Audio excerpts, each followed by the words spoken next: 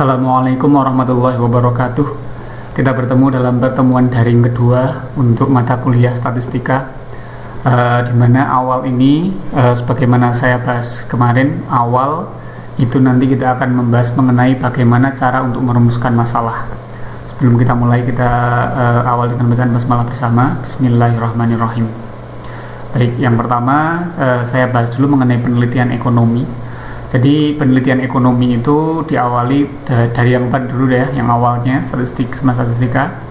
Perlu dibedakan pada intinya, statistik itu data, statistika itu adalah ilmunya. Ilmu dari statistik itu disebut sebagai statistika.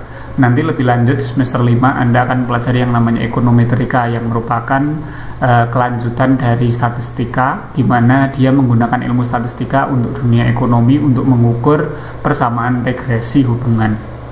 Tapi awal ini kita membahas dulu mengenai metode penelitian yang akan digunakan sebagaimana yang kemarin kita bahas. Tujuan dari mata kuliah statistika ini, Anda mampu mempraktikkan penelitian kuantitatif, penelitian dalam bentuk angka, lalu menggunakan SPSS dalam sebuah penelitian. Tentu saja penelitian yang sederhana saja, bukan penelitian yang lanjut, hanya penelitian dasar. Yang pertama kaitannya sama metode penelitian ini, berdasarkan dari tujuannya dulu. Ada penelitian dasar, terapan, dan juga pengembangan. Kalau ditinjau dari ketiga hal ini, dari tiga macam ini, maka penelitian yang dilakukan dalam perkuliahan kita lakukan saja penelitian yang dasar, bukan penelitian terapan, apalagi penelitian pengembangan. Lalu yang selanjutnya, kalau ditinjau dari perspektif tingkat kealamiahannya, itu ada eksperimental, survei, sama naturalistik. Nah, yang akan kita lakukan itu nanti adalah penelitian yang survei. Survei artinya kita tidak akan bereksperimen, tidak akan pula bernaturalistik dengan menggunakan alam sebagai subjeknya. Jadi kita fokus ke survei. Survei artinya kita menjadikan data yang ada nanti disurvei, dilihat bagaimana apa saja yang bisa digali dari suatu kondisi masyarakat ekonomi. Lalu yang selanjutnya, kalau berdasarkan tempat pelaksanaannya adalah laboratorium, kepustakaan, lalu lapangan. Yang akan kita lakukan nanti penelitiannya adalah penelitian lapangan. Karena memang untuk penelitian statistika kalau nggak dipraktikkan langsung nanti nggak akan paham. Jadi harus praktik langsung ke lapangan. Lalu kalau berdasarkan jenis datanya itu ada kualitatif sama kuantitatif. Jelas karena ini statistika maka yang digunakan adalah penelitian kuantitatif.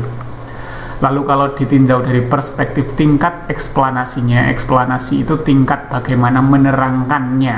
Suatu penelitian itu menerangkan sedalam apa, maka ada yang namanya deskriptif, asosiatif, korelasional, lalu ada komparatif. Nah, yang akan kita lakukan yang mana? Yang akan kita lakukan semuanya. Semuanya ini akan kita lakukan di dalam perkuliahan statistika. Oke. Yang pertama, langkah-langkah dalam melakukan penelitian ekonomi ya. Yang pertama menentukan subjek, yang kedua menentukan variabel.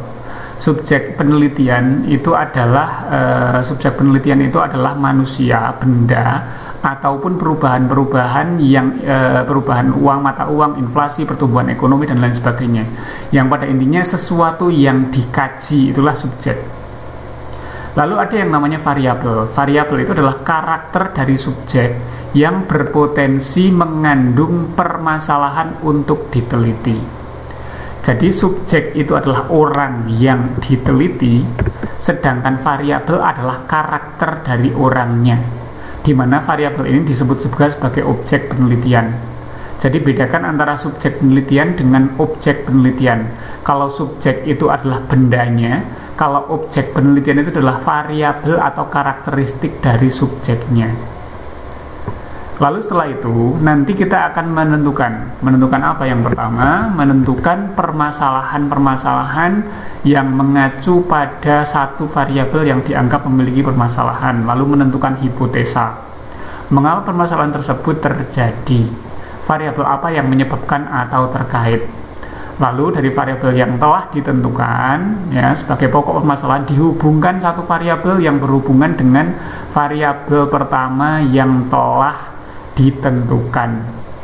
Jadi pada intinya kalau saya boleh rangkum ya, yang pertama Yang pertama tadi adalah menentukan subjek, ya. Jadi langkahnya yang harus Anda lakukan ketika Anda ingin melakukan suatu penelitian ekonomi, ya, dalam dunia ekonomi. Yang pertama, sebetulnya ini tidak hanya ekonomi aja ya, semuanya ini berlaku untuk semua. Bentar nih. Oke. Yang pertama adalah jadi langkahnya, ya. Yang pertama menentukan subjeknya. Subjek ini macam-macam, bisa manusia. Kalau ekonomi bisa misalnya Anda menentukan orang, ya, atau misalnya mahasiswa juga boleh. Atau misalnya kalau bukan mahasiswa berarti masyarakat, ya, masyarakat. Atau misalnya Anda juga bisa menjadikan siapa misalnya pelaku ekonomi, ya, misalnya pengusaha, pelaku UMKM misalnya. Lalu yang selanjutnya misalnya boleh juga ini tidak harus tentang orang, tapi juga bisa berkaitan dengan tempat, misalnya kecamatan di Temanggung. Tapi kalau penelitian yang seperti ini dananya besar sekali dan juga membutuhkan tenaga dan juga effort yang sangat besar karena harus keliling kecamatan mencari data di seluruh kecamatan di Kabupaten Temanggung, kan gitu. Atau mungkin yang lebih mudah mungkin desa, ya, desa juga bisa, atau dusun lah, desa di suatu kecamatan. Jadi pada intinya gini, yang namanya subjek itu kan individu yang diteliti. Karena subjek adalah individu yang diteliti, maka harus ditentukan bahwasannya subjeknya itu harus nggak boleh hanya satu tok. Kalau misalnya nanti, karena nanti akan ada penelitian yang namanya cross section. Misalnya kita meneliti data mahasiswa mengenai misalnya tentang penghasilan mahasiswa tersebut, penghasilan mahasiswa yang bekerja misalnya. Yang diteliti hanya satu mahasiswa, itu kan nanti nggak ada datanya. Sebagaimana kita tahu yang namanya data itu kan kumpulan datum. Data itu kumpulan datum, artinya data itu harus lebih dari satu. Jadi mengolah data efektifnya itu nanti kalau bisa subjek itu akan sangat efektif itu kalau bisa minimal sekali itu 15. Kalau dalam penelitian dasar 15, walaupun ada yang menyarankan lebih baik di atas 30. Untuk penelitian cross section nanti kita bahas apa itu penelitian cross section, apa itu time series, ya. Tapi pertama ini dulu, yang jelas awal itu menentukan subjek penelitian. Subjek penelitian adalah bendanya. Benda ini boleh benda mati, boleh benda hidup. Benda hidup artinya manusia. Yang selanjutnya, yang nomor 2 adalah menentukan objek penelitiannya. Objek di sini adalah variabel. Variabel atau karakter dari subjek. Misal yang dipilih itu adalah yang ini, ya, mahasiswa misalnya. Tadi subjeknya itu kan misal ditentukan misalnya telah dipilih, subjeknya adalah mahasiswa Imisnu. Lalu yang selanjutnya maka perlu menentukan objeknya. Objeknya itu variabelnya. Variabel dari mahasiswa apa aja ini? Variabel dari mahasiswa adalah karakter dari mahasiswa, di mana karakter ini akan berbeda-beda untuk setiap individu. Mudahnya gini, yang namanya variabel adalah suatu sifat. Nah, sifat, ya. Variabel adalah sifat yang melekat pada subjek yang akan berbeda-beda untuk setiap individunya. Misalnya, mahasiswa yang dipilih 15 mahasiswa. Maka variabel dari mahasiswa ini contohnya adalah jenis kelamin. Kenapa jenis kelamin adalah variabel? Karena jenis kelamin nanti ada yang perempuan, ada yang laki-laki, kan gitu. Jadi variabel itu adalah suatu sifat dari subjek. Mahasiswa itu punya satu sifat yang namanya jenis kelamin. Sifatnya jenis kelamin ini ada laki-laki, ada perempuan.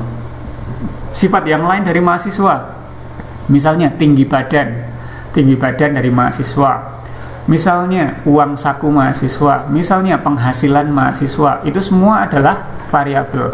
Jadi itu semua adalah variabel yang bisa ditentukan, ya. Jadi variabelnya itu yang dipilih itu bisa tadi apa?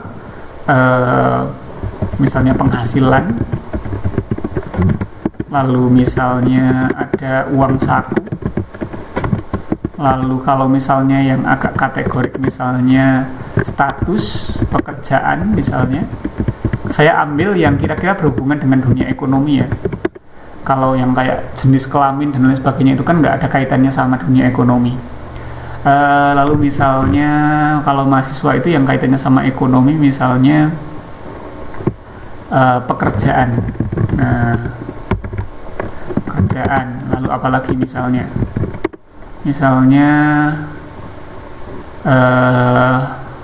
pekerjaan dan lain-lain. Nanti silakan dicari sendiri.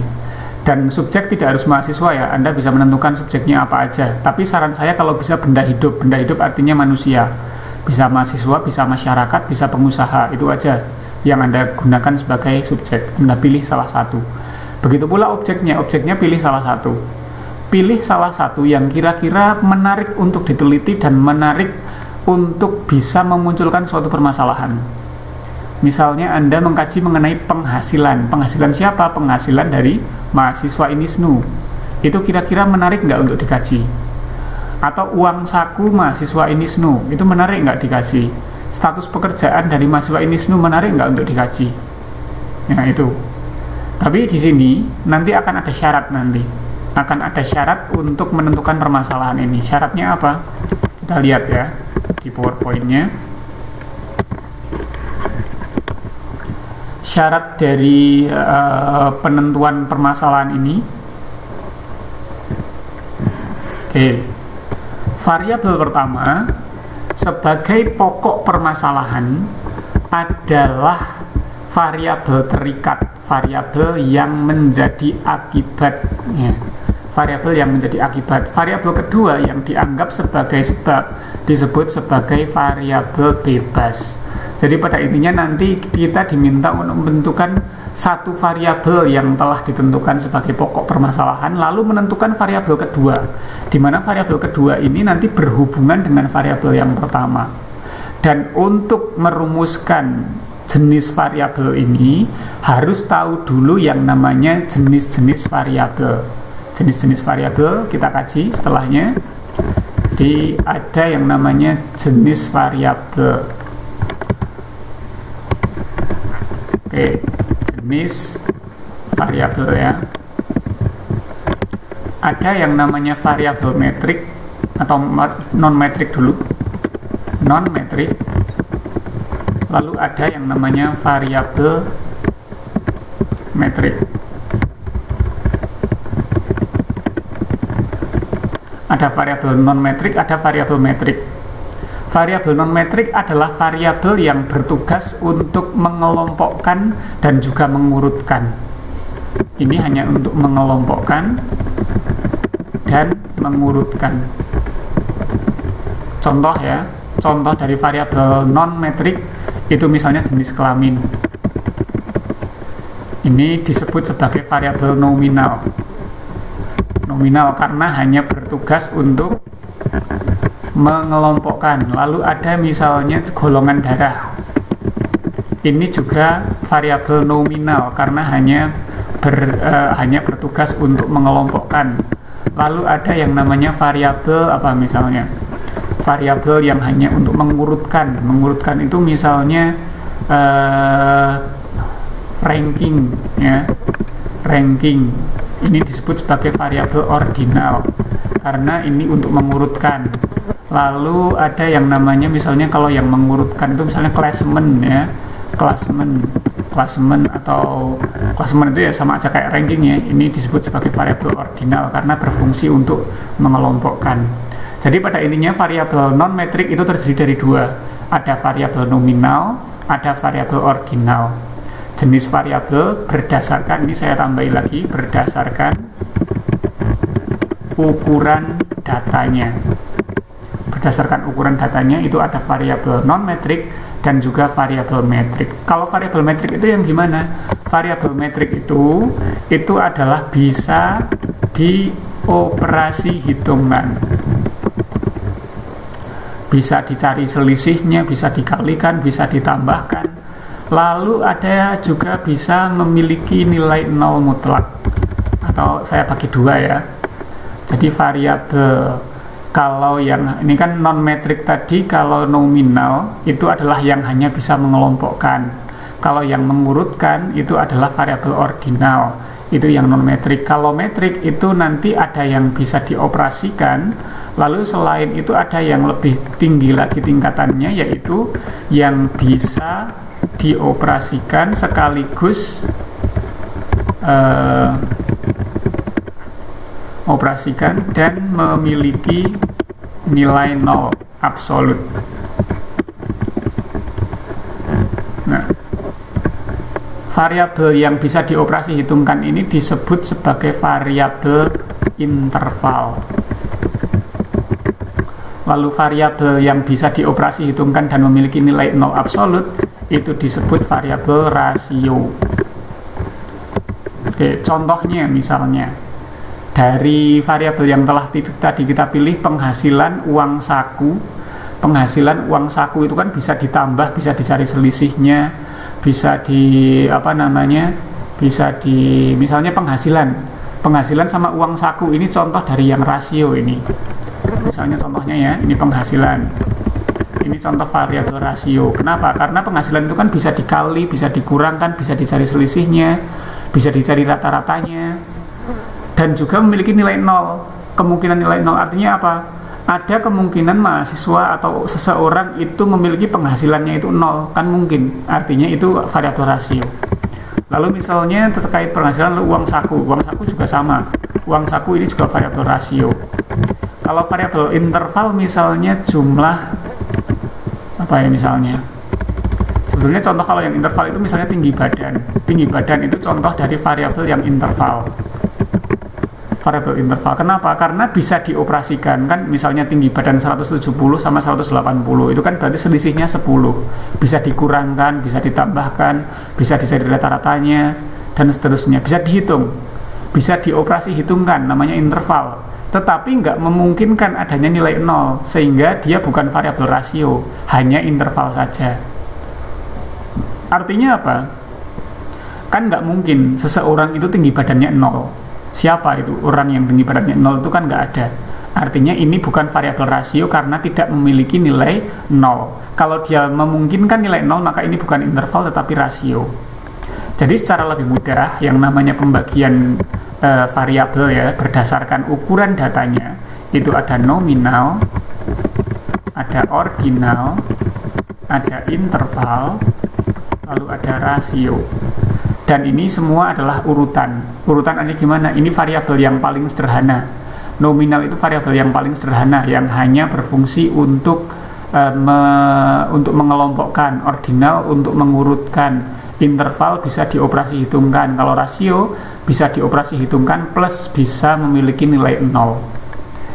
Nah, di sini sekarang kenapa saya menjelaskan mengenai ini? Karena di dalam penelitian statistika yang akan kita lakukan, diupayakan objek penelitiannya itu adalah variabel dari karakter dari subjek yang minimal itu variabel interval. Jadi minimal interval atau boleh rasio. Jadi nggak boleh selain ini. Harus interval atau rasio. Karena kita sedang menuju untuk penelitian asosiatif. Mencoba untuk menghubungkan dua hal yang dia itu interval atau rasio. Artinya dalam hal ini ketika memilih subjek penelitian, ketika memilih objek penelitian, maka kita upayakan maka datanya itu adalah data yang metrik. Variabelnya itu variabel metrik, datanya itu data yang metrik. Kenapa? Karena metrik itu kan terdiri dari interval atau rasio. Artinya apa? Datanya bisa dioperasi hitungkan, bisa dihitung. Bukan jenis kelamin, terus status pekerjaan, bukan yang kayak gitu. Jadi carilah satu variabel yang interval atau rasio. Berarti kalau dari variabel yang telah kita list tadi yang ini ya, penghasilan uang saku, yang memenuhi syarat adalah penghasilan dan uang saku. Sedangkan kayak status pekerjaan ya, atau status pekerjaan orang tua misalnya ini, atau pekerjaan ini kan bukan tidak bisa dihitung ini kayak gini, status pekerjaan dan juga pekerjaan ini, maka bukan ini yang dimaksud, tapi yang dimaksud adalah penghasilan dan uang saku yang merupakan variabel metrik yang dia itu nanti bisa dioperasi hitungkan. Oke, itu langkah yang kedua, menentukan objek penelitian. Lalu langkah yang ketiga adalah menentukan variabel lain yang terkait.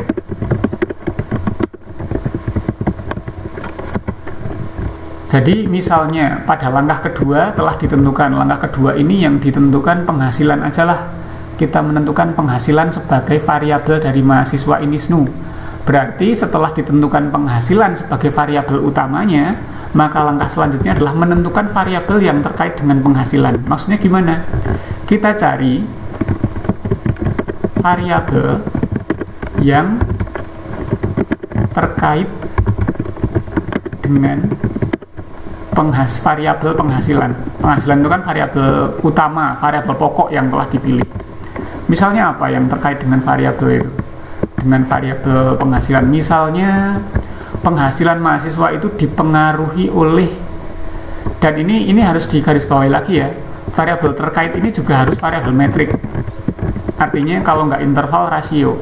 Harus variabel yang bisa dihitung, bukan variabel jenis kelamin dan lain sebagainya. Jadi harus dicari variabel terkait yang dia juga adalah variabel metrik, datanya data metrik. Misalnya, Anda punya asumsi bahwasannya ini kayaknya yang mempengaruhi pendapatan atau penghasilan mahasiswa ini adalah tingkat kedisiplinannya atau apa ya misalnya. Misalnya yang mempengaruhi penghasilan mahasiswanya ini adalah nilai IPK misalnya. Anda punya asumsi kayak gini misalnya. Ini hanya contoh ya. Tapi apakah mungkin ya nilai IPK itu mempengaruhi penghasilan mahasiswa? Kayaknya enggak deh. Cuman ini hanya sebagai contoh. Misalnya Anda punya asumsi demikian. Atau misalnya yang mempengaruhi penghasilan mahasiswa itu adalah apa ya misalnya ya, penghasilan itu mempengaruhi atau dipengaruhi oleh IQ-nya, mungkin nggak? Atau apanya misalnya, uang sakunya, boleh jadi, karena kalau penghasilannya besar biasanya uang sakunya juga besar kan gitu. Jadi pengaruhnya sesuatu yang berpengaruh dan berkaitan dengan penghasilan kan gitu. Jadi mencari variabel yang terkait dengan penghasilan. Dan di sini ditentukan 3 variabel, nilai IPK, IQ, uang saku. Dan misalnya Anda menentukan kayaknya yang menarik untuk dikaji yang ketiga yaitu uang sakunya misalnya gitu. Jadi secara garis besar langkahnya itu cuma 3 ini. Jadi ini langkah untuk menentukan penelitian dasar, langkah penelitian dasar asosiatif ya, ini yang asosiatif. Nanti kalau waktunya cukup nanti ditambah komparasi, tapi sepertinya cukup asosiatif aja. Nama lainnya adalah korelasional. Jadi untuk melakukan penelitian korelasional atau asosiatif, langkah pertama adalah menentukan subjek, yang kedua menentukan objek, yang ketiga menentukan variabel yang terkait dengan objek tersebut, dengan variabel yang telah dipilih di langkah yang kedua. Jadi kalau saya boleh, kalau kita mau simpulkan atau kita rumuskan dari awal, langkahnya itu adalah nomor 1 tadi untuk menentukan penelitian korelasi ya, menentukan subjeknya. Subjek yang dipilih misalnya mahasiswa ini SNU, yang jelas ya, ini SNU Temanggung. Atau dikasih, biar lebih jelas, dikasih jumlahnya berapa subjek yang ingin dipilih, misalnya 20, misalnya 20 mahasiswa, dan ini harus diambil secara random. Random itu artinya apa? Acak. Nggak boleh kok 20 mahasiswa hanya dari kelas AS semester 4 tok, itu nggak boleh, harus acak. Kalau misalnya yang pengen dikaji adalah mahasiswa ini SNU, berarti ngambilnya harus acak. Misalnya dari PAI diambil 2 orang, PGMI diambil 3 orang gitu, sehingga terkumpul 20 orang. Itu namanya mengambil sampel secara random atau secara acak. Ya. Misalnya tadi subjeknya adalah 20 mahasiswa ini Temanggung. Lalu yang selanjutnya, langkah yang kedua tadi menentukan objeknya ya, objek atau variabel dari subjeknya. Tadi dicontohkan yang dipilih adalah variabel penghasilan. Jadi kalau variabelnya penghasilan berarti diupayakan kalau mencari mahasiswanya nanti dikelompokkan. Nanti ada variabel mahasiswa yang memang sambil bekerja atau tidak, atau mau random secara acak, nanti ada mahasiswa yang bahkan tidak bekerja masih minta orang tua juga dikasih juga nggak masalah. Jadi ini hanya contoh aja, ini contoh misalnya variabel penghasilan yang dipilih. Lalu nomor 3 mencari variabel terkait ya, variabel terkait dengan yang nomor 2 pada poin 2 terkait objeknya. Misalnya yang dipilih adalah uang saku. Oke. Jadi ini adalah langkah-langkah awal dalam menentukan permasalahan penelitian. Kalau sudah bisa menentukan ini, nanti gampang selanjutnya. Untuk bisa melakukan langkah-langkah dalam statistika. Tapi awal dulu yang harus dilakukan adalah ini, mencari subjek, objek, variabel. Dan ini adalah penelitian lapangan. Artinya kalau penelitian lapangan, carilah subjek, objek yang memang Anda bisa lakukan. Jadi jangan membuat subjek yang sulit dilakukan. Misalnya Anda subjeknya memilih kecamatan di Kabupaten Temanggung, lalu mencari pendapatan bersih UMKM di kecamatan seluruh Temanggung. Oke, itu penelitian yang bagus, tapi caranya untuk mengumpulkannya gimana? Anda keliling seluruh kecamatan di Temanggung, itu menghabiskan waktu, dana, kekuatan, tenaga, dan lain sebagainya. Jadi carilah yang gampang. Carilah yang gampang tetapi bermutu dan kira-kira layak untuk dikaji. Syukur-syukur nanti hasilnya bisa dipublikasikan di jurnal ilmiah. Ya, jadi silakan buat ini. Nah, silakan Anda buat hal ini ya. Buat ini dulu. Subjek, objek, variabel terkait, dan pastikan ini tadi ya keterangannya ya, tambahan darinya yang realistis artinya Anda bisa lakukan di lapangan, yang layak dikaji dalam penelitian. Terus apa lagi?